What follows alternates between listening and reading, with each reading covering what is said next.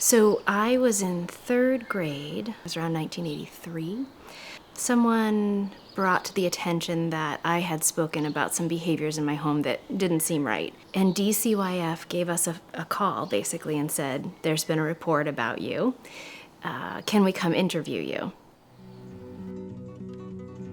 Victims of sexual assault were interviewed multiple times. You'd have DCYF, the police department, you'd have the prosecutors, you'd have medical personnel, you'd have a therapist, constantly doing all these interviews with this poor person. Those interviews were used against them because a defense attorney would say, oh, but you said this here, but you didn't say it here. There were things that would happen during the interview with the police that were traumatizing. They sent a male caseworker, and they interviewed me in front of the accused perpetrator.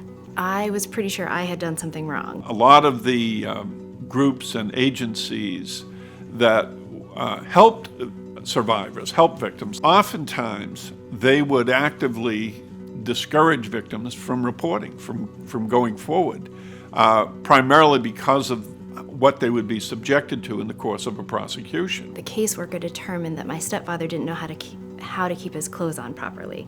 To put a victim of an aggravated felonious sexual assault in with a patrol officer who might just be the person on duty who has no training in that area is unfair to both of those individuals. By the time the case actually made its way to the system, the statute of limitations had run out and there could be no charges pressed.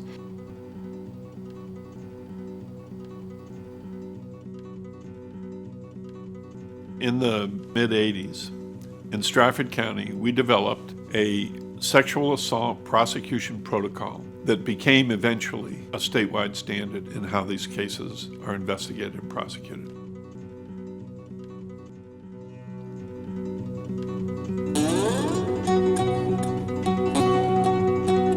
It really started with the person who was in the office, and that was Lynda Soldati. So I decided to run for county attorney. At the time, our sentences were very light, and there were very few cases that actually got brought forward. Something's wrong here. And that's when I realized, wait a minute, it doesn't have to be this way. So we got this grant to develop a victim assistance program, and we put an ad in the newspaper. And so I was aware of a job offer at the Strafford County Attorney's Office, and it just sounded like something I would really like to do because there was the potential of making some systemic changes. There was a new movement going on, believe it or not, in all places, Huntsville, Alabama. And we went down and observed a program they had that was unlike anything that certainly existed at the time in New Hampshire, in which they videotaped their victims. Strafford County began to develop a protocol, sexual assault protocol, that had a victim witness advocate provide the support, prepare them, introduce them to the courtroom, take away their fears. And that limited the number of interviews for victims. Because everything was being recorded, there was no need then to do multiple interviews. You know, when somebody says, I've been sexually assaulted, believe them. The trauma was lessened by such a degree. It was amazing. There wasn't another program in the state that had the forensic interview protocol for the investigations of sexual assault. Nance contacted me to come over here, and I was leery. Anytime you have change, and particularly if it's systemic change, you're going to have pushback. I mean, Lincoln had his own reputation as well. Like, you know, he expected certain things, and not all prosecutors thought this was a good idea. I actually had a prosecutor once who complained to me, and he says, well, I'm not going to let some social worker tell me how to do my job. And of course my response was, well, you should, because you'll do a better job. First and foremost, because we had no money, we had to find a place where we could do this. Other counties had a lot more funding available to it in terms of the county attorney's office. I felt like I had stepped into the Brady Bunch, maybe, like 70s. My desk had like metal hanging from it.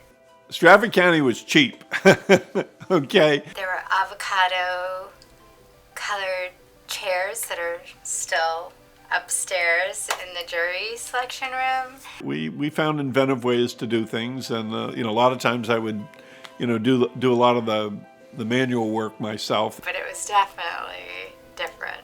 But then it didn't matter because the fight was right, the feeling was right, the judges were great, and it just all fit. And you realize that glamour doesn't make good.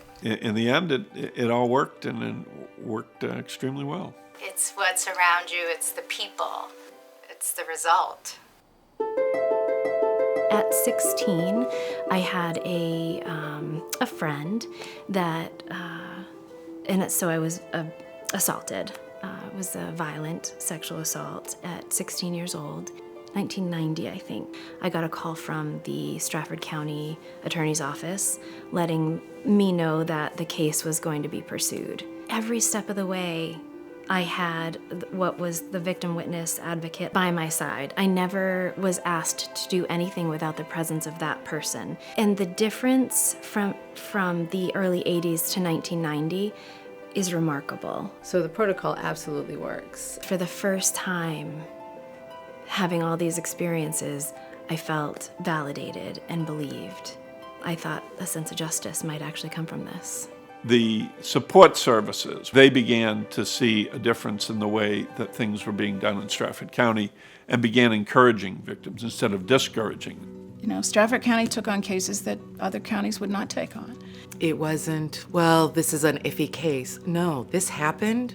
We're going forward. We went from, a few cases now and then to incredible numbers of cases. We had successful prosecutions on over 85-90% of our cases on sexual abuse cases, and that was unheard of. It was the beginning of really all of us looking at the system and making it better. We went to trial on cases that other people would never have gone to trial on because there was faith in the system and in the victim.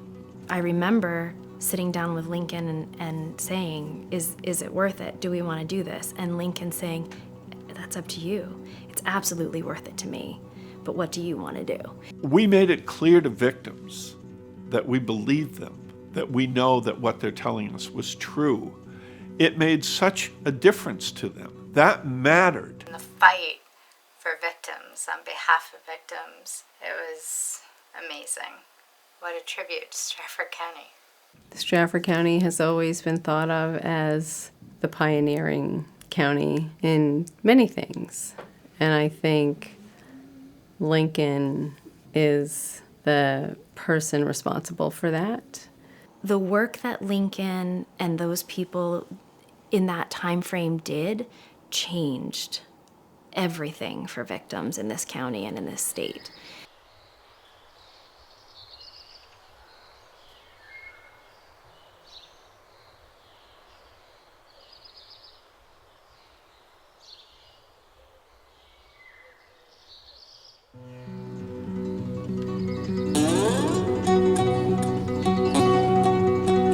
The most important thing that a woman needs to hear is that they're believed, because society often doesn't believe us. It blames us.